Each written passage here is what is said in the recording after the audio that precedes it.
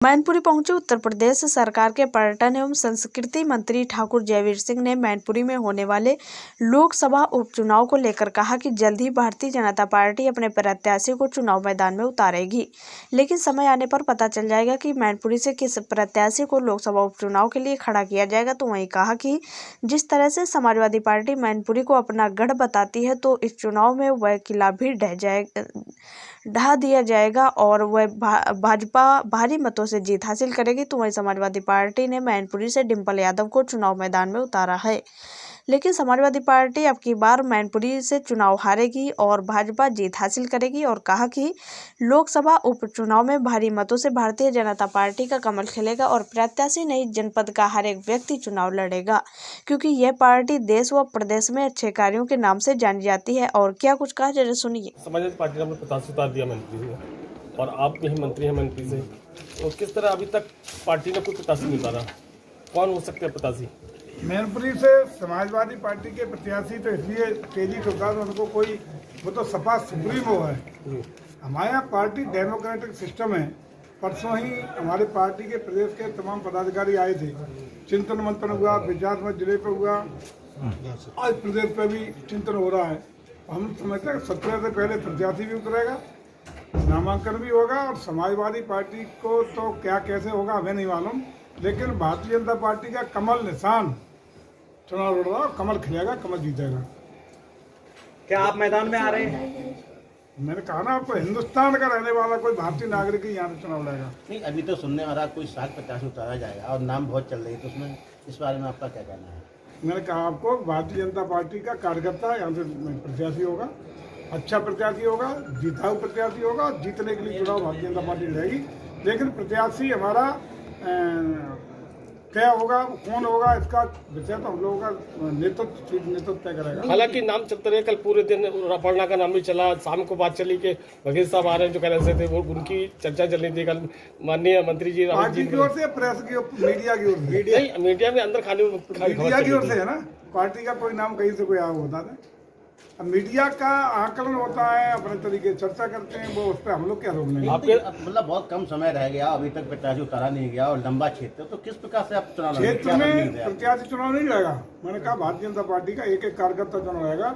और आज आप जाके दिखाइए, सेक्टर तक, मंडल तक लगातार बैठकें, तैयारी शुरू हो गई है, कार्य शुरू हो गया, चुनाव प्रचार शुरू हो गया, उसका पूरे विवेचन हो गई है, कहाँ कार्यालय बनना है, कहाँ चुनाव लड़ना है, कौन कहाँ प्रभारी होगा, कौन क्या देखेगा, वो सारी व्यवस्थाएं व्यवस्थित तरीके से चालू है। मंत्री जी, एक तरफ सहानुभूति, कर्म भूमि का शब्द का इस्तेमाल किया जाता है, आपकी पार्टी भी उस नेता को, दिवंगत नेता को सम्मान देती है, तो सहानुभूति हमारे साथ होनी चाहिए। लेकिन आप जब जनता के मुद्दों बीच में आते हैं, तो किन किन मुद्दों पे अब की बार चुनाव हुआ? क्योंकि यहाँ इससे पहले कुछ महीने पहले आपने विधानसभा चुनाव लड़ा था और काफी अच्छी फाइट भी रही थी, लेकिन लोकसभा उपचुनाव जो है, भारतीय जनता पार्टी जो समाजवादी पार्टी में इससे बड़ा चेहरा नहीं था। दो बिंदु आप याद केवल कर लें। 2019 में समाजवादी पार्टी के प्रत्याशी के रूप में आदरणीय मुलायम सिंह यादव, जो समाजवादी पार्टी के राष्ट्रीय अध्यक्ष, जो संस्थापक हैं, राष्ट्रीय अध्यक्ष थे, और मैं समझता हूँ उन्हीं के नाम पे अगली पीढ़ी खा पी रही है, वो स्वयं प्रत्याशी थे। उन्होंने कहा था कि मेरा ये अंतिम चुनाव है, उससे ज़्यादा सहानुभूति का कोई मुद्दा नहीं हो सकता। बहुजन समाज पार्टी के साथ गठबंधन था सपा का, उसके बावजूद कुछ हजारों पे आ गए थे। जो भी हमेशा जो जीत लाखों में हुआ करती थी, वो घट करके हजारों पे आ गई थी। आज उनके दिवंगत हो जाने के बाद, नेताजी के, आज वो समाजवादी पार्टी का एक काल खत्म हो गया। ये समाजवादी पार्टी उस क्लेवर में है ही नहीं, जो उनके समय के लोग थे, उनके नेता थे, संस्थापक लोग थे, जो रीतियाँ थी, नीतियाँ थी, वो दौर, वो इतिहास के पन्ने की बातें हो गई। अब ये अखिलेश जी की पार्टी है, जिस पार्टी ने जिस पार्टी का कार्यशैली, जिस पार्टी के कारनामे, जिस पार्टी की 12 से 17 तक उत्तर प्रदेश की जनता ने देखी है, और खास रूप से मैनपुरी ने झेली है। जो इनके ही वर्ग के लोगों के खिलाफ, जिस प्रकार से दबंगों ने, इन्हीं के जो कार्यकर्ता, मजबूत कार्यकर्ता थे, जो दबंग थे, इन्हीं के बिरादरी के कमजोर, दबे कुचले, शोषित जो लोग थे, वो भी उत्पीड़ित रहे। मैनपुरी ने झेला है, जमीनों पर कब्जे हुए, लूट पिटाई हुई है, बड़े बड़े अपराधों के अपराध पंजीकृत नहीं हुए हैं। तो वो उसका जवाब निश्चित रूप से आने वाले समय में मैनपुरी की जनता देने वाली है। मंत्री जी, प्रेम सिंह साठ का नाम भी चल रहा है, क्या संभावना है? मैंने कहा ना, कार्यकर्ता लड़ेगा, ना हमारा कार्यकर्ता ही आएगा, कोई अच्छा कार्यकर्ता आएगा, लोकप्रिय कार्यकर्ता आएगा। मंत्री जी, आप बड़े माहिर हैं ताकत छोड़ने में, इस बार कौन सी ताकत छोड़ेंगे चुनाव जीतने के लिए? चुनाव जीतेगा, अब देखते जाइए, यहीं रहेंगे, आपके बीच में लोग रहेंगे, चुनाव जीतेगा। जनता के, ये कह रहा हूँ अपनी दम पे नहीं, जनता के भाव के अनुसार, जनता के मनोयोग से, जनता के रुझान से और जनता की कृपा से, जनता के आशीर्वाद से ही हम लोग चुनाव जीतने का काम एक करेंगे। सवाल ये चचा है समाजवादी पार्टी के, चचा की इधर उधर है क्या, टच में नहीं है आपका कहीं? कौन? समाजवादी पार्टी से पाल सिंह जी। देखिए, विचारों उनको तो विचारा कर दिया इनने। निश्चित रूप से सहानुभूति अगर जनता की मिलनी चाहिए तो आदरणीय शिवपाल सिंह जी को मिलनी चाहिए। उन बेचारे को तो कहते थे ना, घर का घाट का छोड़ा ही नहीं, बेचारे को बुला लेते, भगा देते, बुला देते।